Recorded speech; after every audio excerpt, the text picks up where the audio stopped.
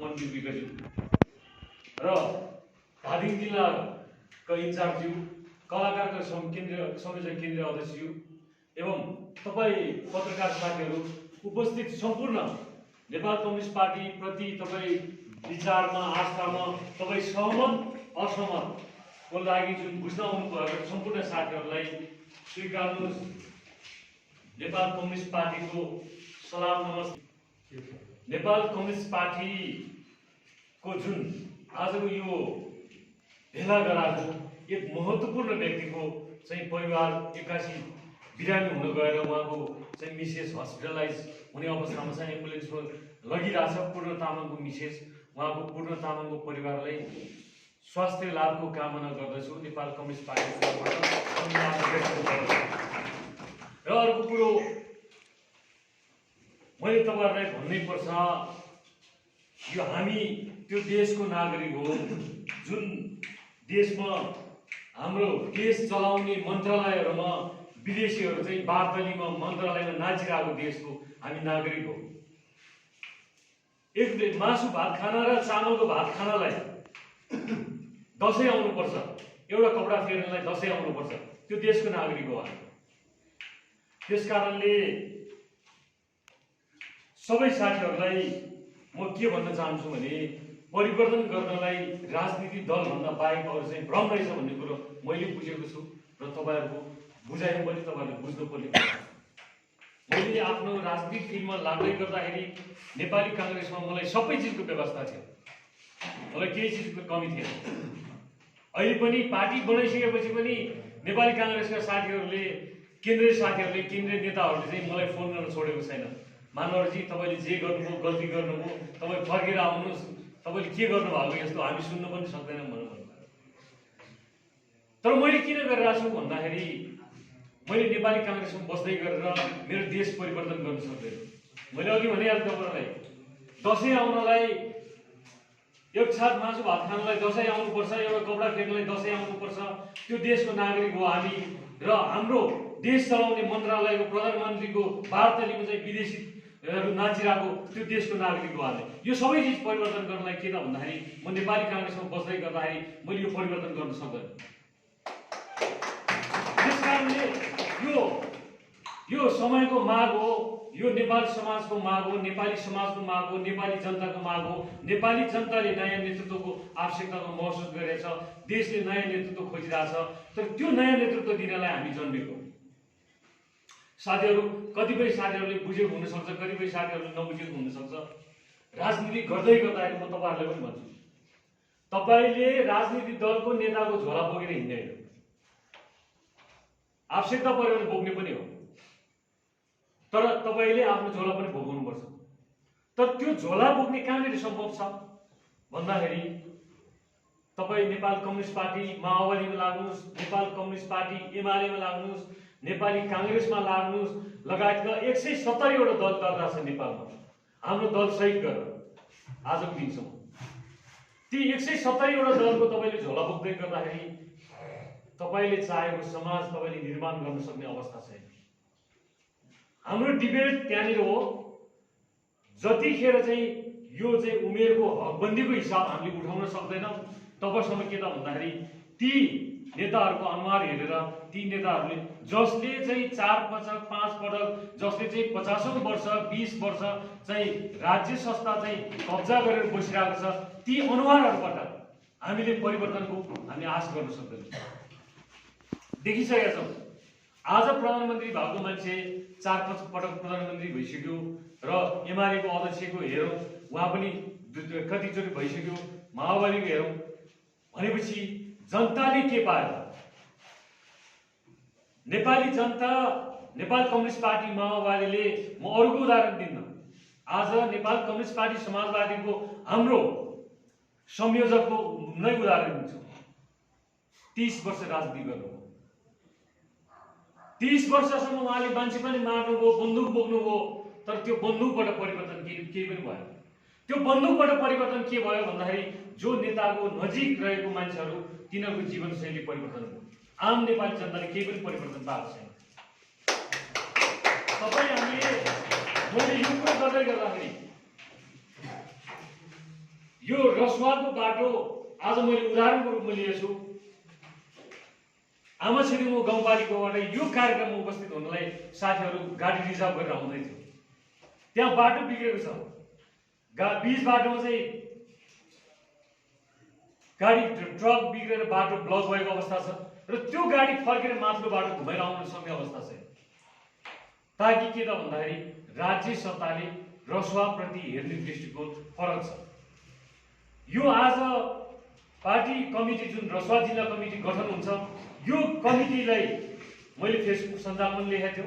तपाईहरुको पहिलो काम सडक विभाग रसुवा र नुवाकोट हेर्ने जुन सडक विभाग कार्यालय छ, त्यो सडक विभागमा तपाईहरु पहिले त्यहाँ जाने। आजसम्म रसुवाको बाटोमा खोलाको नाममा हिलोको नाममा तपाईले कति बजेट खर्च गर्नुभयो? त्यो बजेट खोजाल्न पर्छ। त्यो बजेट कागजमा सीमित हुन्छ, त्यो बाटोमा गएको छैन। मूल खर्चको दुःख मैले भोगेर आएको छु।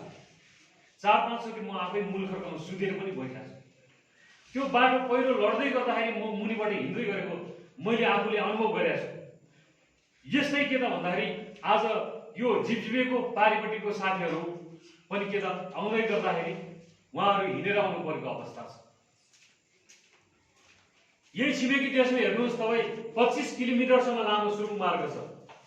चाइनामा चाहिँ व्यापारिक प्रयोजनको लागि म आफू चाहिँ र नेपाल चाइना व्यापार सङ्घको संस्थागत हिसाबले मैले घुम्न जाँदाखेरि 80% चाइनाको भूभाग घुमेछु मैले। तर जहाँ पनि के त गाउँ गाउँमा चाहिँ पक्की सडक छ, ढलान गरेको छ। चाइनाको उद्देश्य के रहेछ भनेपछि जहाँ सडक पुग्छ त्यहाँ चाहिँ विकास पुग्छ, सडक सँगसँगै सबै चिज पुग्छ भनेर उनीहरूले सडक सञ्जाल विस्तार गरेको छ। तर हामी के त भन्दाखेरि आजको यो युगसम्म हामी बाटोको कारणले गर्दाखेरि काठमाडौँबाट सानो कार राम्रोसँग सरेर आउन सक्ने अवस्था छैन। यो जिल्ला हो, रसुवा जिल्ला हो, यो अन्तर्राष्ट्रिय नाका हो। अन्तर्राष्ट्रिय नाका घोषणा भइसकेपछि के त भन्दाखेरि यो बाटोको सुधार भएको छैन। अब यो जिम्मेवारी नेपाल कम्युनिस्ट पार्टी समाजवादीको काँधमा परेको छ साथीहरू। र यो बन्ने जिल्ला कार्य समितिले मैले अघि नै भनिहालेँ, सडक विभागको हरेक वर्षको बजेट कहाँ गएको छ तपाईँलाई त थाहा छ नि। तपाईँको घर अगाडि कतिचोटि बाटो बनाएको छ भन्ने कुरो तपाईँलाई थाहा छ। त्यसकारणले यो सडक विभागको बजेट खोताल्न जानुपर्छ। त्यहाँ बदमासी गरेछ, त्यहाँ छोड्नु हुँदैन। हेर्नुहोस्, राष्ट्रमा यो राज्यमा एउटा खबरदारी गर्ने चाहिँ राम्रो पार्टी नभएको कारणले गर्दाखेरि ब्युरोक्रेसी करप्सनमा लागेको। तपाईँ हामी एउटा खबरदारी गरेर लागौँ त। म उदाहरणको लागि के भन्न चाहन्छु भने ज्ञानेन्द्र बहादुर, यो ज्ञानेन्द्र भन्ने एउटा यो अभियन्ता छ। त्यो अभियन्ताले पनि के त भनेपछि एउटा खबरदारी गर्दै गर्दाखेरि त्यो अभियन्ताको पछाडि आज कति मान्छे लागेछ। तर हामी सिङ्गो पार्टी अब लागिरहेछौँ। नेपालमा हाम्रो नेताहरूले मैले नेपाल काङ्ग्रेस छोड्नुको कारण किन तपाईहरुले यो बुझ्नु जरुरी छ। मलाई नेपाली काङ्ग्रेसबाट प्रदेशको सांसदको लागि गत चुनावमा सिफारिस गरेको थियो। मसँग प्रमाणहरू यथावतै छ। यो देशमा जब सङ्कटकाल पर्दाखेरि, देशलाई चाहिँ गाह्रो पर्दाखेरि भारतले अघोषित नाकाबन्दी गर्दाखेरि के तत्कालीन केपी ओली प्रधानमन्त्री भएको बेलामा मलाई नेपाल सरकारको दूत बनाएर पठाएको थियो। मैले आफ्नो जिम्मेवार पुरा गरेको छु। तर के त भन्दाखेरि यी सबै चिज हुँदाहुँदै पनि मैले आफ्नो पार्टी त्यागेर किन लागेँ? आज नयाँ पार्टी किन खोलेँ? यदि नयाँ पार्टी र पुरानो पार्टीमा एउटै चिज छ भने तपाईहरु पनि नयाँ पार्टीमा लाग्नुपर्ने आवश्यकता छैन। केही न केही चिज परिवर्तन हुनुपर्छ। त्यो परिवर्तन के त भन्दाखेरि तपाईँ एकजना मात्र परिवर्तन भएर भएन, म एकजना मात्र परिवर्तन भएर भएन। त्यो हाम्रो मुद्दा, हाम्रो नारा भनेको हाम्रो सबै समुदायमा, जनसमुदायमा, हाम्रो समाजमा परिवर्तन हुनुपर्छ। तब न हामीले नयाँ पार्टीमा लागेको तपाईको अर्थ हुन्छ। साथीहरू, मैले तपाईहरुलाई भन्दैछु, तपाईहरुले परिवर्तन यति गर्नुपर्छ कि यो अहिलेको जुन यो जनसमुदायबाट, यो माझबाट यस्तो एउटा मानव व्यक्तिको मैले खोजी गरिरहेको छु जसको फोटो चाहिँ नेपाली जनताले घर घरमा पूजा गर्न राखेको छ। हेर्नुहोस्, भगवान भनेको के हो भन्दाखेरि भगवान भनेको एउटा काल्पनिक हो। तर तपाईले सामाजिक क्षेत्रमा काम गर्दै जानुहोस्, तपाईले समाज परिवर्तन गर्दै जानुहोस्, तपाईले त्यो प्लेटफर्म कहाँ दिनु भन्दाखेरि प्लेटफर्म पार्टी हो। तपाई लाग्दै गरेको पार्टीको नेता नेतृत्व पाउने सही भएन भने तपाई जति पनि दुःख गर्नुहोस् काम छैन। र यसमा हामी के भन्न चाहन्छौँ भने नेपाल कम्युनिस्ट पार्टी समाजवादीको दोस्रो नेताको रूपमा मैले आफूले जिम्मेवार वहन गर्दाखेरि नेपाल कम्युनिस्ट पार्टी कुनै पनि बेला हामी दुर्घटनामा पुर्याउँदैनौँ। यो क्लियर हुनुहोस् तपाईँ। कुनै पनि बेला अर्को पार्टीको चाहिँ झन्डा मुनि गएर मर्ज गर्दैन। हेर्नुहोस्, हिजो नयाँ शक्ति आयो, धेरै आश लागेको थियो। बाबुराम भट्टराईले जुन कलङ्कीको बाटोहरू बढाएको कुराहरू थियो, त्यो चिजले नेपाली जनताले धेरै आश गर्यो। नयाँ शक्तिलाई जिताउने रसवाली जनता हो। उदाहरणको रूपमा जिताएको थियो। देशभरि नजित्दाखेरि रसवाले जितेको थियो। यसको मतलब के त भन्दाखेरि रसवाली जनता परिवर्तन चाहन्छ। रसवाली जनताले आम नेपाली जनताले मात्र नभएर रसवाली जनताले चाहिँ देशमा परिवर्तन गर्नलाई समर्थन गरिरहेको अवस्था छ। तर के त आज नयाँ शक्ति पनि पार्टी पनि बिलाएको अवस्था छ। त्यसकारण यहाँनिर म भन्दैछु, नेतृत्व पाउनेले जब गल्ती गर्छ, तपाईँ कार्यकर्ताले, तपाईँ जनताले, तपाईँ साथीहरूले जति पनि दुःख गर्नुहोस् त्यो सबै खेर जान्छ। त्यसकारण तपाईँहरू यसमा ढुकाउनुहोस्। हामी कुनै पनि हालतमा तपाईँहरू ढुकाउनुहोस्। प्रचण्डको मुनि, केपी ओलीको मुनि, बाबुराम भट्टराईको मुनि, शेरबहादुरको मुनि लगेर यो नेकपा समाजवादीको ब्यानर, नेकपा समाजवादीको कार्ड, चुनाव चिन्ह, झन्डा चाहिँ त्यो मुनि झुकाउँदैन। हामी बरु हामी मर्न तयार छौँ। तर यो राष्ट्रियताको कुरामा, देशभक्तको कुरामा हामी झुक्दैनौँ। यो कुरो क्लियर हुनुहोस्। तपाईँहरूलाई गर्व हुनुपर्छ। नेकपा समाजवादीको तपाईँ साधारण सदस्य हुँदा पनि छाती ठोकेर हिँड्न सक्ने, छाती खोलेर हिँड्न सक्ने बाटो त्यतिखेर सिर्जना हुन्छ तपाईँको नेतृत्व पाउनेले चाहिँ बदमासी गर्नु हुँदैन। हिजोको दिनमा आजसम्म तपाईँ हिजोको दिनसम्म जे गर्नुभयो छोडिदिनुहोस्। हेर्नुहोस्, क्रिस्चियनको साथीहरूको एउटा चाहिँ क्रिस्चियन समाजमा चाहिँ एउटा चलन नै छ। पहिला कुन धर्म मान्यो तपाईँ छोडिदिनुहोस्, तर क्रिस्चियनमा पसिसकेपछि बत्तिसमा लिने चलन नै छ। त्यो पानीमा चोबालेपछि त्यो चोखो हुन्छ भन्ने एउटा त्यो भावना मात्रै हो। तर के त नेपाल कम्युनिस्ट पार्टी समाजवादीको तपाईँ जब सदस्य हुनुहुन्छ, तपाईँले के हुनु पर्यो, के सोच्नु पर्यो भनेपछि मैले हिजो जे गरे पनि अब मैले गल्ती गर्नु हुँदैन भनेर तपाईँले सोच्नु पर्यो। नेकपा समाजवादीको तपाईँ सदस्य हुँदै गर्दाखेरि तपाईँले गल्ती गर्नुभयो भने तपाईँलाई 6 महिनाको श्रम शिविर कारवाही हुन्छ। तपाईँले नेकपा समाजवादीको उत्पादन केन्द्रहरूमा, नेकपा समाजवादीले टेन्डर लिएको बाटो बनाउँदै गरेको ठाउँहरूमा के त भन्दाखेरि त्यहाँ तपाईँले काम गर्न जानुपर्ने हुन्छ ताकि तपाईँले गल्ती नगरोस्। त्यसकारण तपाईँले यो कुरामा क्लियर हुनुहोस्। र अर्को कुरो, अघि मैले बाटो ठुलो गर्दाखेरि एउटा गाडी तलबाट आउँदै, माथिबाट आउँदै गरेको गाडी अड्केछ, अर्को गाडी तलबाट आउँदै गरेको गाडी अड्केछ, कतिपय साथीहरू आउँदैछन् होइन। र नेकपा समाजवादीको मैले तपाईँले रसुवाको जिल्लाको विकासमा कुरा गर्दै गर्दा रसुवाली जनताले परिवर्तन चाहन्छ। यसपालि काङ्ग्रेसलाई दिन्छ, अर्को पालि माओवादीलाई दिन्छ, अर्को पालि एमाले दिन्छ। तर विडम्बना के त भन्दाखेरि जुन बेला रसुवाली जनताले चुनाव जिताउँछ त्यसको अपोजिटमा सरकार पनि दिन्छ। यो हाम्रो दुःखको कुरा हो। यो संजोग बस्ने स्वभाव छ। तर आज नेपाली काङ्ग्रेसको सांसद हुँदै गर्दाखेरि, 3 दिनवटा सांसद हुँदै गर्दाखेरि रसुवा जिल्लाको नेता किन मन्त्री भयो? महत्त्वपूर्ण कुरो छ। हेर्नुहोस्, यसको मतलब के त भन्दाखेरि आजसम्म कुनै पनि पार्टीमा रसुवाली नेताहरूको केन्द्रीय पहुँच नभएर रहेछ। तर यो नेकपा समाजवादीमा के छ भनेपछि रसुवामा मात्रै 3 जना केन्द्रीय सदस्य छ।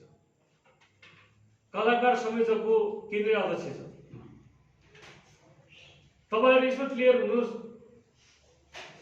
अबको चुनावमा नेकपा समाजवादीले प्रदेश होस्, प्रतिनिधि सभामा होस्, जुन मन्त्री बन्छ, के अरे जुन सांसद बन्छ त्यो मन्त्री बनाउन सक्ने हैसियत छ।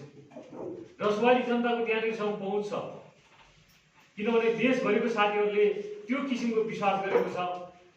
म आफै रसुवाबाट छु, हाम्रो मनवीर विगतजी रसुवाबाट हुनुहुन्छ, अनि हामीले धार्मिक कोटाबाट पनि लिएको छौँ। दर्शन लामा भन्ने स्याब्रोबेसीबाट उहाँ केन्द्रीय सदस्य हुनुहुन्छ भनेपछि 3 जना केन्द्रीय सदस्य छ। र नेकपा समाजवादीको निर्णय गर्ने ठाउँमा चाहिँ रसुवाको नेतृत्व पाउनेमा साथीहरू छ, जसको कारणले गर्दाखेरि नेपाल सरकारलाई यो रसुवाको विकासको हकमा चाहे त्यो सांसद जितोस् नजितोस् त्यो दोस्रो पार्टीको कुरो छोडिदिनुहोस्। तर देशले गरिरहेको बजेट विनियोजनमा तपाईँहरूको सुझाव दिनुहोस्। जिल्ला कार्य समिति, अरू बन्ने जिल्ला कार्य समितिबाट र अरू बन्ने गाउँपालिकाबाट चाहिँ तपाईँहरूले सुझाव कलेक्सन गर्नुहोस्। तपाईँहरूले भन्दाखेरि चाहिँ के त भन्दाखेरि मुखको भरमा, फोनको भरमा नभनिदिनुहोस्। एउटा डाटा कलेक्सनको रूपमा डाटा वाइज दिनुहोस् र त्यो तपाईँहरूले दिएको म्यान्डेटमा हामी चाहिँ लड्नेछौँ। केन्द्रीय समिति हामी चाहिँ लागि पर्नेछौँ। यसमा तपाईँहरूको हुन्छ। र नेकपा समाजवादीले तपाईँहरूको एउटा चाहिँ उत्पादनको मोडेलिटीमा हामीले अगाडि बढाइरहेको छौँ।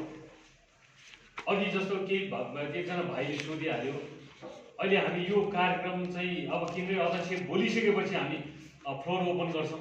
फ्लोर ओपन गर्दाखेरि तपाईँहरूको जिज्ञासा हामी सुन्छौँ र तपाईँहरूको जिज्ञासा जे छ अघि आज तपाईँले मौखिक रूपमा सोध्नु पाउनुहुन्छ र भविष्यको दिनमा तपाईँहरूले लिखितमा दिनुहोस्। तपाईँले जे कुरो तपाईँले लेखेर दिनुभयो त्यो कुरो चाहिँ हाम्रो डाटामा रहन्छ। जे कुरो तपाईँले मुखले भन्नुभयो, किनभने दिनमा हामी 1000 जन मान्छेसँग बोल्नुपर्ने अवस्था हुन्छ, देशभरिको चाहिँ कार्यकर्तासँग बोल्नुपर्ने हुन्छ। भोलि तपाईँको इच्छा र तपाईँले चाहेको कुरो पुरा गर्न नपाउँदाखेरि तपाईँको इच्छा शक्ति मर्न सक्छ। हामी चाहन्छौँ रसवाली जनताको कसैको इच्छा शक्ति नमरोस्, देशव्यापी नेपाली जनताको इच्छा शक्ति कसैको नमरोस्। यही क्रममा के गर्ने भनेपछि त्यो कमिटीको चेन अफ कमान्डबाट चाहिँ तपाईँको आफ्नो सुझावहरू पठाइदिनुहोस्। यो कार चिन्ह, चुनावको कार चिन्हको बारेमा म तपाईँलाई भन्छु। हामीले केन्द्रीय कमिटीको सबै साथीको चाहिँ सोसियल मिडियाबाट चाहिँ चुनाव चिन्ह के राख्ने भनेर यो कलेक्सन गरेर सुझाव कलेक्सन गरेर राखेको र यो हाम्रो विधानमा चाहिँ कार चिन्ह छैन हेर्नुहोस्। यो पनि क्लियर हुनुहोस् तपाईँहरू। यहाँ चुनाव, यो प्रस्तावित चुनाव चिन्ह हो हाम्रो पहिलाको। यो प्रस्तावित चुनाव चिन्हमा 170वटा चाहिँ पार्टी दर्ता रहेछ नेपालमा र त्यो 170वटा पार्टीसँग कुनै न कुनै पार्टीसँग मेल खान गएकोले हामीले पछि दुईवटा प्रस्तावित चुनाव चिन्ह पठाएको थियौँ, एउटा पङ्खा एउटा कार। र केन्द्रीय कमिटीले के गर्यो भनेपछि केन्द्रीय कमिटीको निर्णय र जनताबाट चाहिँ सुझाव सङ्कलन गर्दाखेरि कार भएदेखि सबैले चिन्नलाई सजिलो हुन्छ र हाम्रो मत खेर जाँदैन भनेर चाहिँ हामीले कारलाई फाइनलाइज गरेर निर्वाचन आयोगमा हामीले अनुरोध गर्यो। निर्वाचन आयोगले चाहिँ सहयोग गरिदिएको छ। र पार्टीको बारेमा मैले तपाईँहरूलाई केही कुरो भन्नुपर्छ र नीतिगत कुरामा मैले भन्दा पनि केन्द्रीय अध्यक्षले अझ प्रश्न पारेर भन्ने छ। व्यावहारिक कुरामा म अगाडि जोड दिन चाहन्छु। नेकपा समाजवादी पार्टी कसरी बन्यो, किन बन्यो भन्ने कुरामा चाहिँ यो पार्टी विभिन्न पार्टीको युवाहरूको, अग्रज युवाहरूको टिमबाट बनेको पार्टी हो। यसमा क्लियर हुनुहोस् तपाईँहरू। नेकपा समाजवादी भनेपछि आज के त भनेपछि बाबुराम भट्टराईको जनता समाजवादी, माधव नेपालको नेकपा एकीकृत समाजवादी भनेर झुकिन्छन् हेर्नुहोस्। यो कुरोमा तपाईँहरू क्लियर हुनुहोस्। हाम्रो केन्द्रीय नेता तपाईँहरूको पार्टी नेकपा समाजवादी भनेपछि तपाईँहरूको मेन लिडर को हो भन्छ। तपाईँ नै हो मेन लिडर हेर्नुहोस्। अध्यक्ष यहाँ हुन्छ भर्खरको युवा, सेकेन्ड लिडरको रूपमा म छु। म पनि भर्खरको युवा जस्तो सोच्छु। तर के भने यो युवाको उमेरको हकबन्दीमा हाम्रो जगको विषय छ, यो हामीले उठाइरहेको छौँ। त्यस कारणले हामीले अहिले उत्पादनको कुरो मैले अघि गर्दै गर्दाखेरि उत्पादनको कुरामा हामीले के गरेका छौँ भनेपछि यो आत्मनिर्भरता राष्ट्रिय अर्थनीति हाम्रो मेन नारा हो।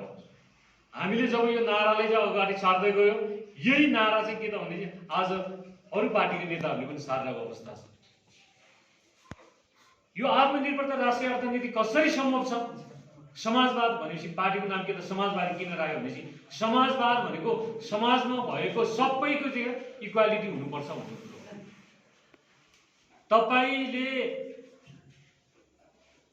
तपाईँ धनी हुँदै गर्दा अर्को मान्छे गरिब हुँदै गर्दाखेरि त्यहाँनिर समाजवाद हुँदैन।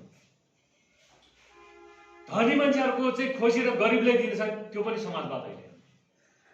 इक्वालिटीको कुरो उठाउँदै गर्दाखेरि हामी के गर्छौँ भनेपछि गरिब जनतालाई कसरी धनी बनाउने र त्यो धनी जनताको लेभलमा कसरी पुर्याउने, हामीले त्यो मुद्दामा हामी अगाडि सारेछौँ। रसुवाको हाम्रो अगाडिको यो पहाडमा तपाईँले 50 रुपियाँ पर्ने किलोको आलु फलाउँदै गर्दाखेरि आलु फल्ने ठाउँमा ओखर फल्छ। हेर्नुहोस्, ओखरको बजार मूल्य कति? 600 रुपियाँ। जहाँनिर ओखर फल्छ त्यहाँ पिकानस पनि फल्दो रहेछ। यो हाम्रो रिसर्चबाट पत्ता लागेको। पिकानसको केजीको 2500 रुपियाँ। हामी नेपाली जनतालाई कहाँनिर लग्दैछौँ भनेपछि तपाईँ आलु र ओखर फलाउन छोडिदिनुहोस्, पिकाउन फलाउनुहोस्। र त्यो तपाईँले उत्पादन गरेको चिजको बजारको ग्यारेन्टी कसले गर्छ भनेपछि पार्टीले जिम्मा लिन्छ।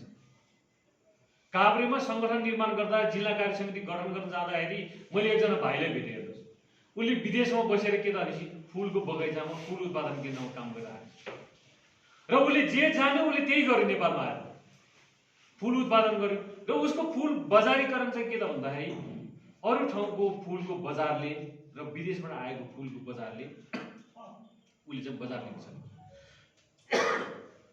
के गर्यो त उसले बेच्न नपाएपछि फुल के गर्छ भनेपछि उसले खाल्डो खानेर गाड्यो। र त्यही भाइले फेरि पछि के गरेछ, अब फुलको काम त खाल्डो खानेर गाड्नु पर्ने भएपछि उसले गोलबेडा उत्पादन गरेछ। गोलबेडा पनि कसरी उत्पादन गरेछ भनेपछि हाम्रो नेपालीहरू के एउटा बानी छ भने एउटाले जे काम गर्यो सबैले त्यही काम गर्छन् कि वैकल्पिक खोज्ने चाहिँ अलिक बानी छैन। र त्यो भाइले फेरि गोलबेडा उत्पादन गरेपछि उसले गोलबेडाको चाहिँ बजारमा पनि उसलाई समस्या भयो। उसले 18 रुपियाँ किलो बेच्दै गर्दाखेरि गोलबेडाको माफियाहरूले 7 रुपियाँ किलोमा कालीमाटी लगेर बेच्यो भनेपछि त्यतिखेर उसको अवस्था के त भन्दाखेरि उसले गोलबेडा पनि खाल्डो खानेर गाड्नुभन्दा उपाय हो। अब यहाँनिर चाहिँ के त भन्दाखेरि एउटा चाहिँ पार्टीले लिडिङ गरेर चाहिँ के त बजारको चाहिँ ग्यारेन्टी लिनुपर्छ भन्ने चाहिँ हाम्रो पार्टीले सिकेको हो।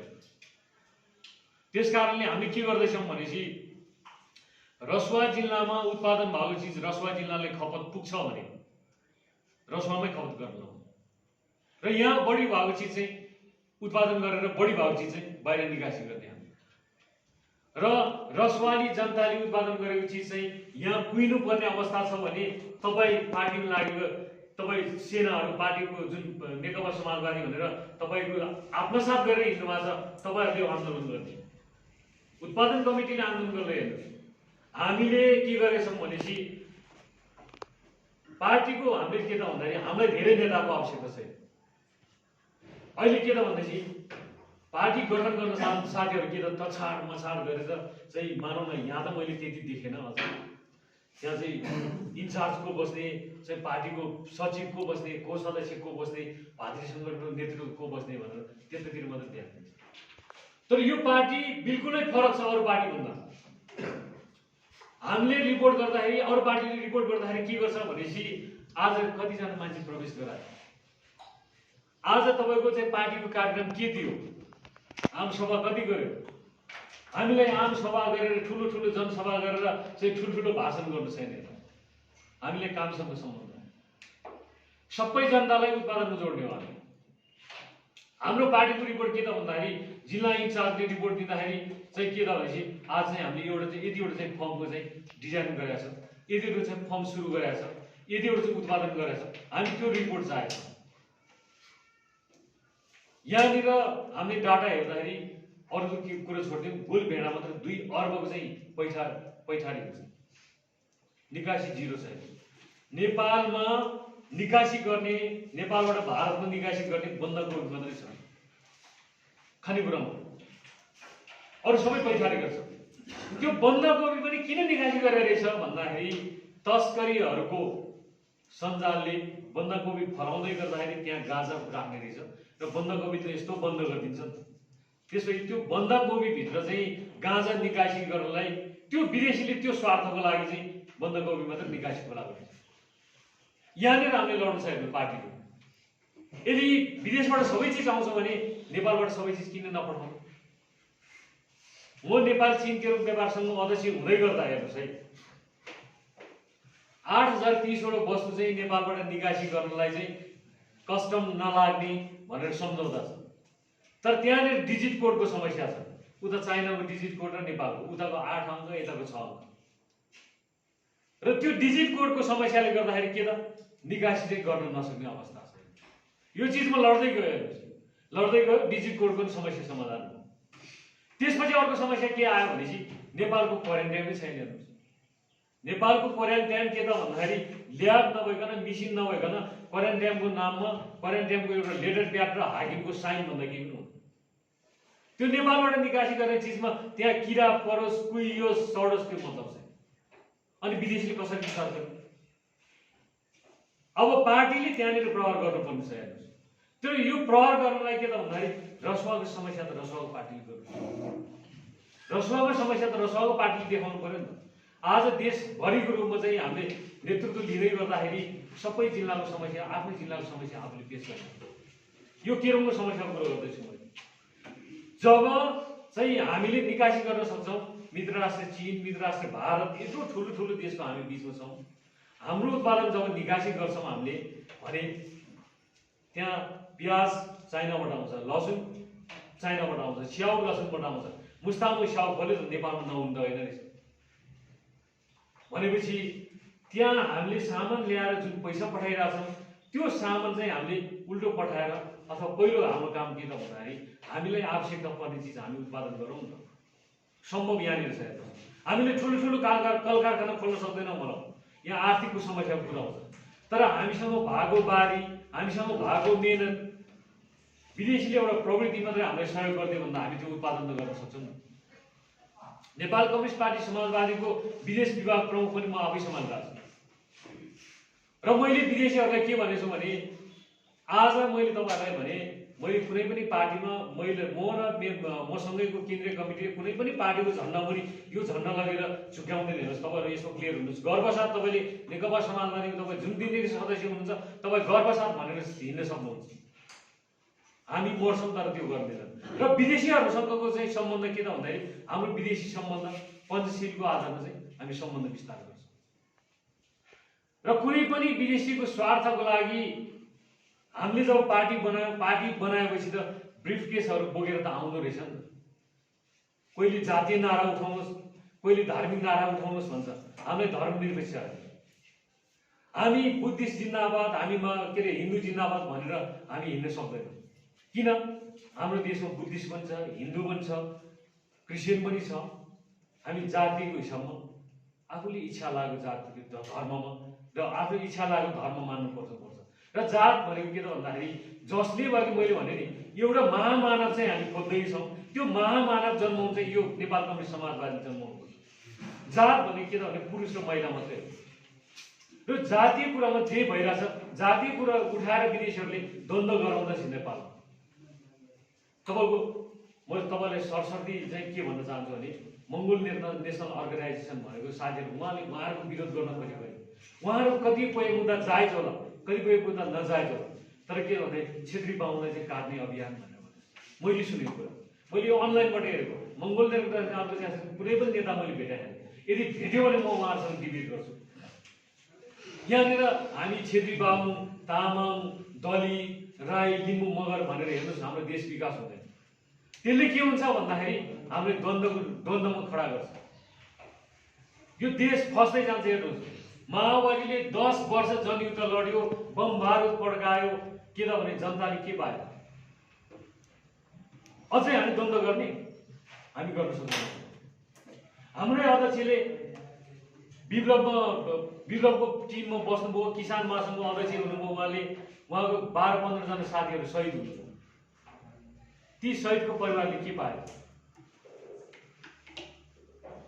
र माओवादीले 17,000 चाहिँ के त नेपाली जनताको चाहिँ ज्यान गुमाउनु पर्यो। त्यो 17,000 को परिवारले के पायो? आज मरेर गइसक्यो। अहिले हामीले के गरेछौँ भनेपछि माओवादीको साथीहरूलाई पनि हाम्रो जस्तो बनाउने पिएलएको साथीहरू धेरै छन् जो 10 वर्ष माओवादीमा जनआन्दोलनमा बम बारुद पड्काउँदै आएको साथीहरू छन्। त्यो साथीहरूलाई पनि हामीले के गर्ने? हामी अब आर्थिक क्रान्तिमा लैजाउँ, आत्मनिर्भर राष्ट्रिय अर्थनीतिमा लैजाउँ। हामी उत्पादनमा हिजो मान्छे मार्न तयार हुने, हिजो बम पड्काउन तयार हुने, बन्दुक पड्काउन तयार हुने साथीले आज आफ्नै खेतीमा किसानमा काम गरौँ भन्न तयार हुन्छन्। तपाईँ धनी हुन्छ, पार्टीले जिम्मा लिन्छ तपाईँले उत्पादन गरेको चिज भनेर भन्दा ती साथीहरू तयार हुन्छ। त्यसकारण हामी सबै साथीहरूलाई चाहिँ त्यतातिर मोड्दैछौँ। अब रसुवामा हामी प्रोजेक्टहरू लन्च गर्छौँ। हेर्नुहोस्, हामीले ठुलो गर्न नसक्ला, धेरै गर्न नसक्ला, तर एउटा सानो त गर्न सक्छौँ। त्यो कहाँबाट सुरु गर्ने भन्दाखेरि आज बन्दै गरेको रसुवा जिल्लाको जिल्ला कमिटीले जान लिने गर्छ। हामी त्यहाँबाट सुरु गर्छौँ र त्यहाँबाट उत्पादन भएको चिजको ग्यारेन्टी पार्टी लिन्छ। पार्टीले लगेर जेसुकै गरोस्, तपाईँको यो अर्को जिल्लामा लगेर बेचोस्, विदेशी निकासी गरोस्, त्यो छोडिदिनुहोस्। त्यो दोस्रो विषय। तपाईँहरू काम उत्पादन गर्ने तपाईहरु जस्तै तपाईहरुले एउटा बनेको कमिटीहरुलाई पनि त्यही गराउनु। यो केन्द्रीय पार्टीको सर्कुलेसन हो र यो अनुसार चाहिँ के त ग्रास लेभलसम्म चाहिँ हामी पठाउँछौँ। र अर्को कुरो एजबारको कुरो उठाउँदै आएको छ हामीले। हिजो जुन बेला मैले गुच्चा खेल्थ्यो र ब्ल्याक एन्ड व्हाइट टेलिभिजनको जमाना थियो, त्यो ब्ल्याक एन्ड व्हाइट टेलिभिजन हेर्दै गर्दाखेरि ती नेताहरू मैले हिजो त्यही बेला देखेँ। आज म बुढो हुने बेला भइसक्यो हेर्नुहोस्, आज पनि ती नेताहरूले देश चलाइरहेको छ।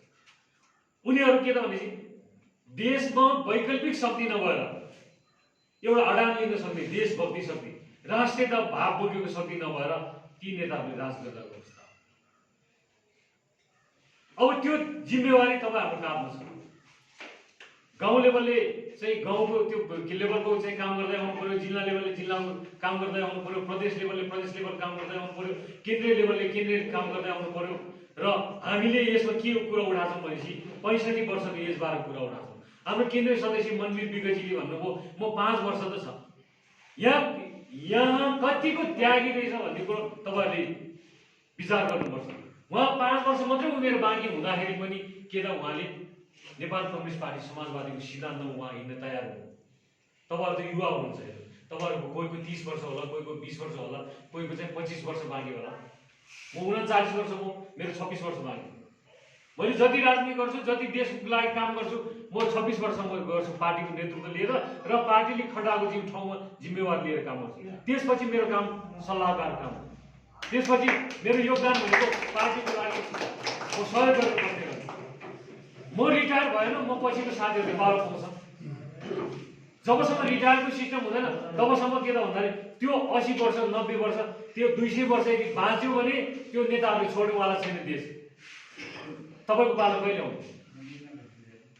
यो कुरा हामीले उठाउँदै गर्दाखेरि आज नेपाली कांग्रेसमा, नेकपा माओवादीमा, नेकपा एमालेमा युवाहरूको चाहिँ डिबेटको विषय बनेको छ। मैले त अन्तर्वार्तामा के भनेको छु भने अरू पार्टीको युवा साथीहरू तपाईहरु त्यो पार्टीमा चाहिँ युवाको यो हक अधिकारको कुरो, युवाले देश चलाउने कुरोमा तपाईको नेता सहमत हुनुहुन्न भने आउनुस् यता भनेर हामीले आह्वान गरेका छौँ। त्यहाँ सम्भवै छैन। किन सम्भव छैन भन्दाखेरि ती नेताले छोड्दै मान्दैनन्। हाम्रै अगाडि अहिलेको तत्कालको नेकपा एमाले फुटेको उदाहरणै छ। यदि पदको लागि एजबार उमेर लागू भयो भने त्यो बुढा नेताहरू सब रिटायर हुन्छ। ईश्वर पोखरेलका दोस्रो र्याङ्कका नेताहरू चाहिँ नेतृत्व गर्ने चान्स पाउँथ्यो नि त। पार्टी त बिग्रिँदैन थियो, आज पार्टी बिग्रेको कारणले हो।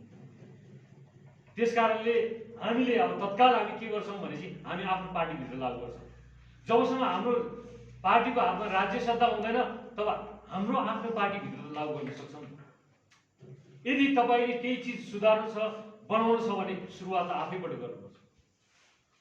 र 65 वर्षभन्दा माथिकोलाई के गर्ने भन्ने विषय छ। 65 वर्षभन्दा माथिको चाहिँ ज्येष्ठ नागरिकहरूलाई सम्मानजनक एउटा ज्येष्ठ मन्त्रालय खडा गर्ने र त्यो मन्त्रालयले के गर्छ, त्यो मन्त्रालयको एकजना मन्त्री चाहिँ के त भन्दाखेरि ज्येष्ठ नै बन्छ 65 वर्षभन्दा माथिको। र त्यो ज्येष्ठ मन्त्रालयले के गर्छ भनेपछि त्यो 65 वर्षभन्दा माथिको वृद्धहरूको, ज्येष्ठ नागरिकहरूको हक हितको लागि लड्छ। हामी त्यहाँनिर छौँ। त्यसो गर्दा त ज्येष्ठ नागरिकहरूको पनि सम्मान भयो। र यो कुरा उठाउँदै गर्दाखेरि के त भन्दाखेरि आज यो केन्द्रीय कमिटीले उठाउँदै गर्दा यो पुरा हुनलाई जिल्ला कमिटीले पनि समर्थन गर्नुपर्छ, गाउँपालिकाले समर्थन गर्नुपर्छ, वडा कमिटीले समर्थन गर्नुपर्छ, प्रदेश। यदि सबै चिजबाट समर्थन गरेन भने यो सम्भव छैन। राम्रो चिज कहीँ पनि टिक्दैन। यो तपाईहरुलाई थाहा भएको कुरो, मैले पनि थाहा भएको कुरो। यो मुद्दाहरू बोक्दै गर्दाखेरि, यो देशको राष्ट्रियताको मुद्दाहरू बोक्दै गर्दाखेरि मलाई मार्न सक्छन्, मेरो अध्यक्षलाई मार्न सक्छन्। यो कुरो क्लियर हुनुहोस् तपाईहरु। र केन्द्रीय कमिटीको नेताहरूलाई मार्न सक्छन्। यिनीहरूले त उथुल फुथुल गर्ने भयो, अब देश परिवर्तन गर्ने हो। किन भन्दा त्यो दलालहरू सबै आउट हुन्छ। यो हाम्रो अहिले मुद्दा र तिनीहरूको शिकार बन्ने के त भने नेकपा समाजवादीको नेतृत्व पाउनेहरू। र त्यहाँनिर हामी मर्न तयार छौँ, तर हामी बिग्न तयार छैनौँ। यो कुरो क्लियर हुन्छ। यो देश चाहिँ के त भन्दाखेरि दलाल प्रवृत्तिमा अगाडि बढिरहेछ। दलाल प्रवृत्ति कस्तो हुँदो रहेछ भन्दाखेरि विदेशबाट आयात गर्ने, आफू उत्पादन नगर्ने र त्यो आयात गर्दाखेरि कमिसन कति आउने, कमिसन मात्रै बाँच्ने हुन्छ। नेपाली जनताले चाहिँ कोरोनाको खोप चाहिँ सबैले पाएको छैन आजदेखि। कोरोना खोप ल्याउने बेलामा चलखेल के हो, म व्यापार सङ्घ अध्यक्षको हैसियतले र एउटा म व्यापारीको हिसाबले मैले कोरोनाको कम्पनीसँग मैले कोरोना उत्पादन गर्ने कम्पनीसँग डिल गरेँ। त्यहाँनिर मैले डिल गर्दाखेरि एउटा नेपालको व्यापारीले कमिसनको विषयमा नमिल्दाखेरि सरकार हल्लाइरहेको छ र त्यो सरकार के त मन्त्रीहरू के भनेपछि त्यो व्यापारीसँग डिल गरिरहेछ कमिसन कति आउँछ। देश खोक्रो बनाइसकेको छ। हेर्नुहोस्, एउटा नेपालीको टाउकोमा 57,000 रुपियाँ ऋण लागिसकेको छ आजको दिन। मैले थाहा पाउँदाखेरि 7,000 रुपियाँ। त्यो 57,000 ऋण चाहिँ हामीले तिर्न सकेनौँ भने हाम्रो देशको स्रोत साधन कब्जा गर्छ विदेशी, र त्यो पनि सकेन भने हाम्रो भूभाग कब्जा गर्छ। यो ऋणी र धनीको सम्बन्ध भनेको के त भन्दाखेरि तपाईँले ऋण लिएको छ भने तिर्नुपर्छ, यो इमान्दारताको कुरा हो। र तपाईँले तिर्न सकेन भने तपाईँको भएको जायज दिनुपर्छ र उसले लान्छ पनि। भनेपछि यो नेपालमा भएको ऋण तिर्न सकेन भने यहाँको स्रोत हाइड्रो पावर एमसिसी जस्तो राष्ट्रघाती सम्झौता, एमसिसीमा ठुलो दलहरू कोही पनि बोलेन चुइक। किन भन्दाखेरि एमसिसीको नाममा पैसा खाइसकेको छ। मैले अघि पनि पटक पटक भने तपाईँहरूलाई, हामी यस्ता राष्ट्रघाती सम्झौताहरूमा हामी बरु मर्न तयार छौँ। एउटा कुनै विदेशी संस्थाले, विदेशी निकायले आफ्नो स्वार्थको लागि नेपालमा राज गर्न नपाउँदाखेरि उसले चाहिँ त्यो विरोध गर्ने शक्तिहरूलाई मार्न तयार हुन्छ भने तपाईँ हामी मर्न तयार हुनुपर्छ। यो राष्ट्रियताको लागि, यो देशको लागि, तपाईँहरूको सन्तानको लागि, यो हाम्रो समाजको लागि। यदि नेतृत्व पङ्क्ति बिग्रियो, तपाईँ हामी चाहिँ चुक्यो भने के त भन्दाखेरि भोलि यो राज्यमा नेतृत्व पङ्क्ति गर्ने यो जनताले विश्वास गर्दैन। हेर्नुहोस्, उस्तै भयो भने हामी नयाँ पार्टीमा किन लाग्नु, र नयाँ पार्टीमा लाग्नुको कारण मैले तपाईँहरूलाई भन्नु। र हामीले पार्टीले डाटा कलेक्सन गरिरहेको छ। डाटा कलेक्सन किन भन्दाखेरि यदि कोही नेपाली आजसम्मको प्रवृत्ति के छ भने म आफै पनि जब म एसएलसी पास भयो, एसएलसी पास भएर गाउँबाट म काठमाडौँ गएँ र काठमाडौँ गएर मैले नेताहरूलाई चाहिँ मलाई रोजगार दिनुहोस् भनेर माग्छु। त्यो मलाई रोजगार दिनुहोस् भनेर माग्दाखेरि उहाँले के भन्नुभयो, मेन पावरमा लगेर पुऱ्याउनु, तपाईँ चाहिँ खाडी मुलुकको विदेशमा जानुहोस्। त्यहाँनिर त नेताले कमिसन पनि आउनु रहेछ। हेर्नुहोस्, मेन पावरमा लगेर पुऱ्याउनु। अनि मेरो श्रम पनि मैले बेच्नु पर्ने होला, मैले 2-4 पैसा कमाउला, तर त्यसले समाज परिवर्तन त भएन, त्यसले देश परिवर्तन त भएन। तर अब हामीले के गरेछौँ भनेपछि यदि म जस्तै भ्रम पारेर विदेश गएको छ कोही नेपाली भने, कोही नेपाली विदेश गएको छ भने उसले दुःख गरेर काम त सिकेको छ। कुनै पनि चिजलाई नराम्रो मात्रै होइन, हामीले सकारात्मक रूपले सोच्दाखेरि त्यहाँनिर हामीले के गर्न सक्छौँ भन्दाखेरि अब विदेश गएको नेपालीले हामीले डाटा कलेक्सन गरिरहेछौँ। तपाईँहरू पनि डाटा बुझाउनु पर्ने, सर्कुलेसन मार्फत तपाईँले डाटा बुझाउनुपर्छ। तपाईँ विदेश गएको छ भने कुन देश गएको छ, तपाईँले के काम सिकेर आउनु भएको छ, त्यहाँ डाटामा लेख्ने फर्म हो। तपाईँको शैक्षिक योग्यता के छ, त्यो डाटा अनुसार चाहिँ हामी के गर्छौँ भने प्लान बनाउँछौँ पार्टी। अघि नै मैले भने नि, उत्पादन क्षेत्रबाट उत्पादन भएको चिजको जिम्मा कसले लिन्छ, पार्टीले लिन्छ। भनेपछि तपाईँलाई उत्पादन गर्नलाई त्यो समस्या भयो। बजारको विषयमा पार्टीले लड्छ, छोडिदिनुहोस्। र त्यो विदेशमा सिकेर आएको नेपालीहरूले कुन विषयमा सिकेर आएको छ त्यो चाहिँ डाटाले चाहिँ सो गर्छ। त्यो डाटामा इन्ट्री भएपछि त्यो डाटाले देखाउँछ। जस्तो उदाहरणको लागि कपी मेरो हातमा अगाडि भएको यो के त भन्दाखेरि विधानको मैले कुरा गरेँ। यहाँ हामीले सरसर्दै हेर्दा विधान देख्छौँ, तर यो विधान कसरी बनेको छ, यो एउटा डिजाइन गर्नुपर्ने हुन्छ।